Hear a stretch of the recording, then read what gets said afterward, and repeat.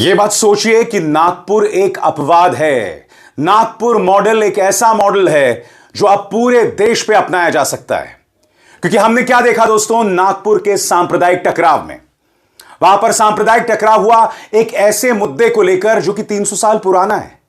एक ऐसे मुद्दे पर जिसमें खुद मुख्यमंत्री देवेंद्र फडणवीस ने आग में घी डालने का काम किया। क्योंकि औरंगजेब की कब्र हटाने की बात तो उन्होंने एक नहीं, दो नहीं, तीन बार। देश के अंदर एक बड़े दंगे की तैयारी पूरी तरह से जोरों शोरों पर शुरू हो चुकी है। जिस तरह से नागपुर के अंदर के हालात देखने को मिले हैं, उससे पूरी तरह से अंदाजा लगाया जा रहा है। पिछले कई महीनों से जिस तरह से मणिपुर जल रहा दोस्तों, मणिपुर को दोहराने की कोशिश की जा रही है। एक ऐसे राज्य को टारगेट कर लिया गया है जिससे पूरे देश के अंदर कहीं ना कहीं माहौल और तनाव बढ़ाने की कोशिश की जा रही है। तो किस तरह से खेल अपने चरम पर चल रहा है, हमारे साथ वरिष्ठ पत्रकार मौजूद हैं अभिसार शर्मा। आप उनकी इस रिपोर्ट को देखिए। यह बात सोचिए कि नागपुर एक अपवाद है। नागपुर मॉडल एक ऐसा मॉडल है जो अब पूरे देश पे अपनाया जा सकता है। बताइए। क्योंकि हमने क्या देखा दोस्तों, नागपुर के सांप्रदायिक टकराव में, वहां पर सांप्रदायिक टकराव हुआ एक ऐसे मुद्दे को लेकर जो कि 300 साल पुराना है। एक ऐसे मुद्दे पर जिसमें खुद मुख्यमंत्री देवेंद्र फडणवीस ने आग में घी डालने का काम किया। क्योंकि औरंगजेब की कब्र हटाने की बात तो उन्होंने एक नहीं, दो नहीं, तीन बार कही, जिसमें एक बार यही बात उन्होंने विधानसभा में कही थी। कहने का अर्थ साफ है दोस्तों, जो हमने उत्तर प्रदेश की बहराइच और बाराबंकी में देखा, जहां मस्जिद के सामने अश्लील नारे लगाए जा रहे थे, और अब नागपुर जिसका कोई बहुत लंबा चौड़ा इतिहास नहीं है सांप्रदायिक माहौल का, वहां पर हालात को खराब कर दिए गए और मुख्यमंत्री देवेंद्र फडणवीस इसमें एक अहम किरदार निभाते हुए दिखे। मैं आपसे एक सवाल पूछना चाहता हूं। मुख्यमंत्री देवेंद्र फडणवीस ने कहा कि भाई एक फिल्म आई थी छावा, उसकी वजह से यह सब हो रहा है।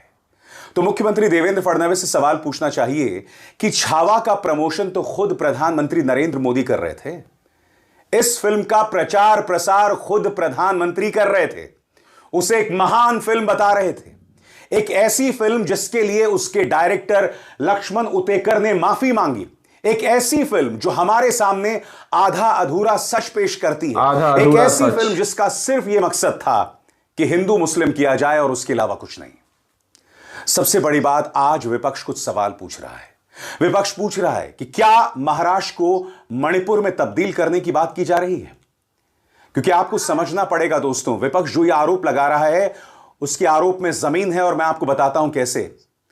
यह निराधार आरोप नहीं है। याद कीजिएगा, लोकसभा चुनावों से पहले इस भड़काऊ टी राजा सिंह को मैदान में उतार दिया जाता है। यह महाराष्ट्र की गली गली घूमता है माहौल को भड़काने के लिए।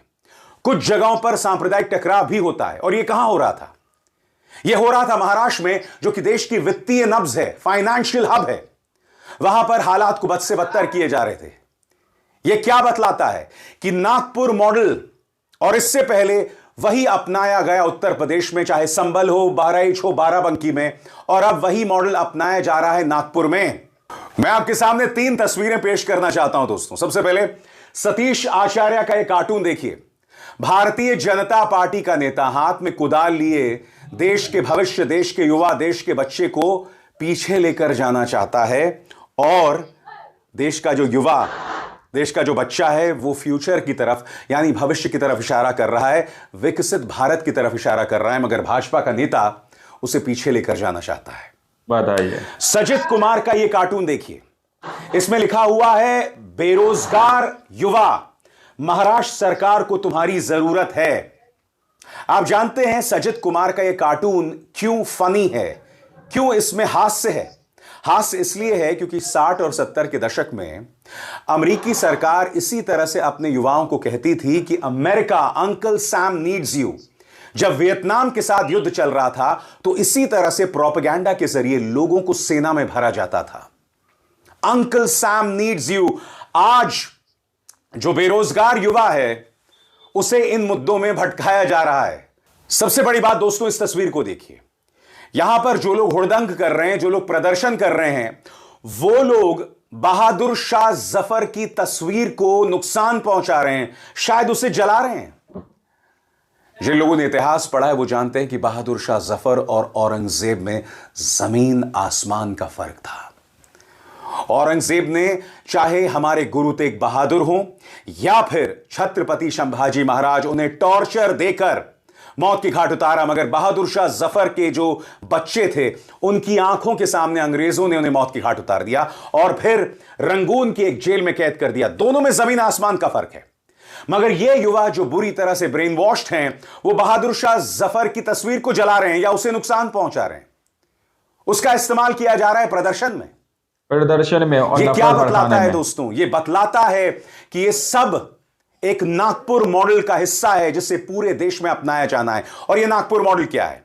इस नागपुर मॉडल के अंदर हर जगह पर इसी तरह से ऐतिहासिक मुद्दों पर तनाव पैदा किया जाएगा, बहुत ज्यादा जानमाल का नुकसान नहीं होगा और जनता लगातार बटी रहेगी, हिंदू लगातार डरा रहेगा, भड़का रहेगा और स्वाभाविक सी बात है भारतीय जनता पार्टी की वोटों की खेती होती रहेगी।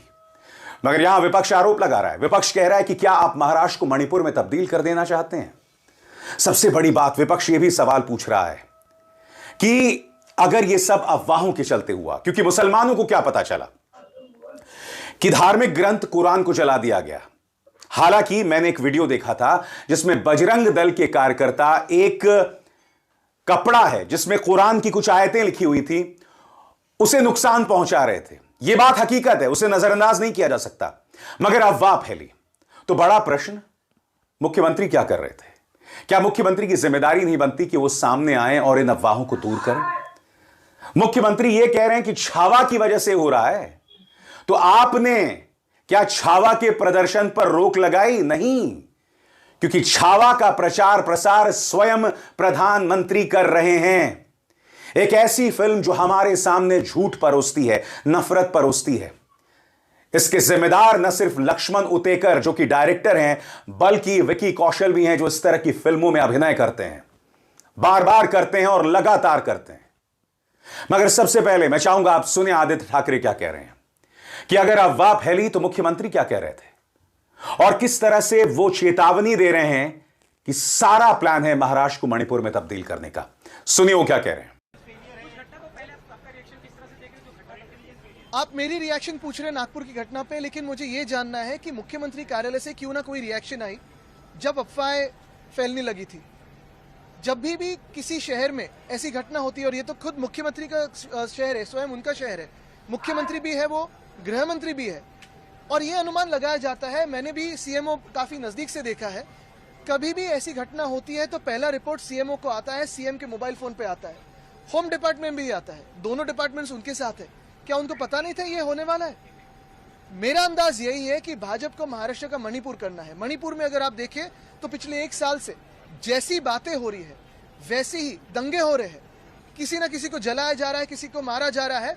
क्या आज वहां इन्वेस्टमेंट जाएगी? क्या कोई पर्यटन जाएगा? नहीं जाएगा। और यही उनको महाराष्ट्र का करना है, यही हाल उनको महाराष्ट्र के करने हैं। और जहां जहां भाजपा को शासन चलाने नहीं आता है वहां दंगे भड़काते। आपको समझना पड़ेगा कि तौर पर बताया जा रहा है कि मणिपुर को महाराष्ट्र में दोहराने की कोशिश की जा रही है। ये भी कह रहे हैं दोस्तों, क्योंकि हमें नहीं भूलना चाहिए, बिल्कुल भी नहीं भूलना चाहिए कि महाराष्ट्र के कई प्रोजेक्ट्स, कई परियोजनाओं को गुजरात की सुपुर्द किया गया है। और आपको याद होगा महाराष्ट्र के चुनावों में यह एक मुद्दा था, मगर आज सारा खेल मुद्दा भटकाने का है। और जब आप मुद्दा भटका रहे हैं तो जाहिर सी बात है आप देश की वित्तीय नब्ज यानी महाराष्ट्र को नुकसान पहुंचा रहे हैं। आप देश के युवा, देश के बच्चे को पीछे ले जाना चाहते हैं हाथ में कुदाल लिए, ताकि वो सिर्फ खुदाई करे और भविष्य की तरफ ना देखे। भविष्य की तरफ मैं आपसे एक सवाल पूछना चाहता हूं, यह सब कहां हुआ? यह हुआ नागपुर में, जो कि आरएसएस का गढ़ है। यह कहां हुआ? यह हुआ वहां जहां पर देवेंद्र फडणवीस विधायक हैं। यह वहां हुआ जहां नितिन गडकरी सांसद हैं, यानी डबल इंजन की सरकार, एक नहीं कम से कम 3 चीजें। बताइए, केंद्र ऐसी जगह पर अगर ऐसा हो रहा है तो सोचिए विधायक और जगहों पर क्या आरएसएस का होगा। गढ़, फिर भी यह सब हो रहा है। मैं समझना चाहता हूं क्यों।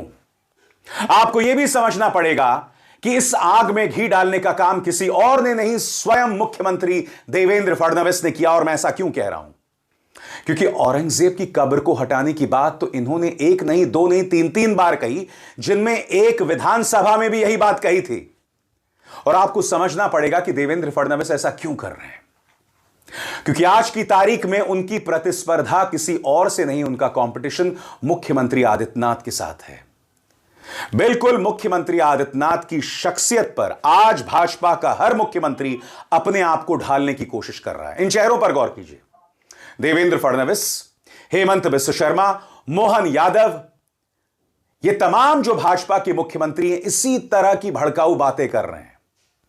देवेंद्र फडणवीस पर आपको गौर करना पड़ेगा। इनके पहले कार्यकाल में वो इस तरह के विवादास्पद बयान बिल्कुल नहीं देते थे, मगर अब इस कार्यकाल में इसी तरह की भड़काऊ बातें करना। वोट जिहाद की बात किसने की थी बताइए? देवेंद्र फडणवीस ने। महाराष्ट्र चुनावों से पहले वोट जिहाद की बात करना, मगर समानांतर तौर पर क्या हो रहा था? वोट जिहाद नहीं हो रहा था दोस्तों। समानांतर तौर पर पिछले 5 महीनों में महाराष्ट्र में इतने वोटर जोड़ दिए गए जो पिछले 5 साल में नहीं जुड़े थे। और याद कीजिएगा, यही मुद्दा राहुल गांधी ने उठाया था। मगर फिर राहुल गांधी ने जब वो 3 सवाल उठाए थे कि पिछले 5 महीनों में वोटर्स कैसे बढ़ गए, उन्होंने यह भी कहा कि ऐसे कैसे हो सकता है कि जो वोटर्स की आबादी है वो राज्य में वयस्कों की आबादी से ज्यादा है। उन्होंने यह भी पूछा कि कांती विधानसभा में जितने नए वोटर्स, करीब 35,000 वोटर्स जुड़े, वो सब के सब भाजपा के पास। तो आप लोगों ने इस वीडियो को शुरू से आखिर तक देखा। वीडियो के अंदर साफ तौर पर बताया जा रहा है कि किस तरह से मणिपुर दोहराने की कोशिश महाराष्ट्र के अंदर की जा रही है, यानी कि महाराष्ट्र को भी मणिपुर बनाने की कोशिश की जा रही है। महाराष्ट्र के अंदर भी इसी तरह की तस्वीरें सामने निकल के आ रही है। किस तरह से वहां पर पोस्टर्स लेकर लोग तस्वीरों के साथ किस तरह की हरकत करते हुए नजर आ रहे हैं, जबकि उनको इतिहास नहीं पता कि आखिर इतिहास क्या है। अभिषेक शर्मा ने सीधे तौर पर इस बात का खुलासा कर दिया। वहीं पर वहां पर कांग्रेस पार्टी के कुछ नेता भी सीधे तौर पर कह रहे हैं कि सीएम ऑफिस की तरफ से क्यों बयान जारी नहीं किए जा रहे, क्यों इनके ऊपर अलर्ट नहीं लगाया जा रहा, क्यों इनके ऊपर एक्शन नहीं लिया जा रहा। इस तरह की तस्वीरें सामने निकल कर आने के बाद भी क्या वाकई में मणिपुर जैसा हालात महाराष्ट्र के भी कर दिए जाएंगे? नागपुर के अंदर हो चुके हैं, अभी हाल ही में यूपी के अंदर के कई जिलों के अंदर से इस तरह की तस्वीरें देखने को मिली। तो ये सवाल अपने आप में बहुत बड़े हैं दोस्तों। आप लोगों ने इस पूरी रिपोर्ट को देखा, सुना, आप लोग इस रिपोर्ट के बारे में क्या सोचते हैं, क्या समझते हैं? अपनी राय कमेंट सेक्शन में जरूर दीजिएगा।